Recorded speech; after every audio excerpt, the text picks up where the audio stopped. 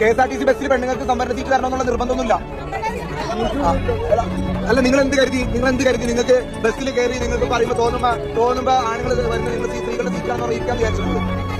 അതല്ല, അത് നിങ്ങൾക്ക് ബസ് പുറപ്പെടുന്നതിന് മുമ്പ് മാത്രമേ എടുക്കാനുള്ള പെർമിഷനുള്ളൂ, ഇരിക്കാനുള്ള പെർമിഷനുള്ളൂ. ബസ് പുറപ്പെട്ടു കഴിഞ്ഞാൽ യാതൊരു സംവരണ സീറ്റിലും പ്രശ്നമില്ല.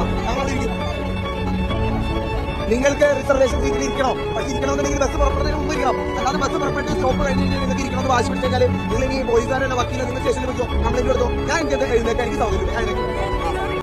സംഭവം കേൾക്കാനൊക്കെ നല്ല രസമുണ്ട്. ചേട്ടൻ ഭയങ്കര മാസമായിട്ട് സ്ത്രീകളെയൊക്കെ അടച്ചിരുത്തി അല്ലെങ്കിൽ സ്ത്രീകളെ അണ്ണാക്കിലടിച്ചു എന്നൊക്കെ പറഞ്ഞിട്ട് കുറേ കമൻറ്റൊക്കെ കണ്ടു. സംഭവം ഒരു പരിധി വരെ ശരിയാണ്. പക്ഷേ ഒരു പ്രശ്നം എന്താണെന്ന് വെച്ച് കഴിഞ്ഞാൽ ഈ KSRTCയിൽ തന്നെ 2 തരം സീറ്റുകളുണ്ട്.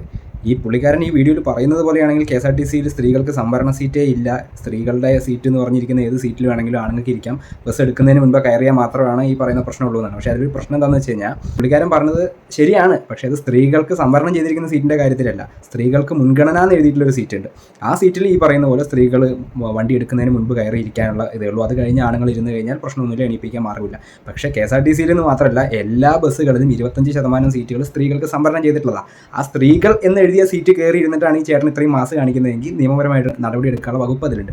അത് ചിലപ്പോൾ ഈ ചേട്ടൻ അറിയാത്തതുകൊണ്ടായിരിക്കാം. അതല്ല, ഈ ചേട്ടനെ സപ്പോർട്ട് ചെയ്ത് ഭയങ്കരമായിട്ട് ഘോരഘോരം ആണുങ്ങൾക്ക് വേണ്ടി പ്രസംഗിക്കുന്ന ഒരുപാട് ആളുകളെ കണ്ടു കമൻറ്റ് സെക്ഷനിൽ. അപ്പോൾ ആ കമൻറ്റ് സെക്ഷനിൽ ഉള്ള ആണുങ്ങൾക്ക് വേണ്ടി സംസാരിച്ച ആളുകളോട് പറയാനുള്ളതാണ്, ഇതും കണ്ട് നാളെ KSRTCയിലോ ഏതെങ്കിലും ബസ് കയറിയിട്ട് സ്ത്രീകൾ എന്ന് എഴുതിയ സീറ്റ് കയറിയിട്ട് ഇതേപോലെ ഡയലോഗ് അടിച്ചു കഴിഞ്ഞാൽ ഇവർ അറിയാൻ സാധ്യതയുണ്ട്. സ്ത്രീകളുടെ സീറ്റും സ്ത്രീകൾക്ക് മുൻഗണന എന്ന് പറയുന്ന സീറ്റും രണ്ടും 2 ടൈപ്പാണ്. അത് മനസ്സിലാക്കുക.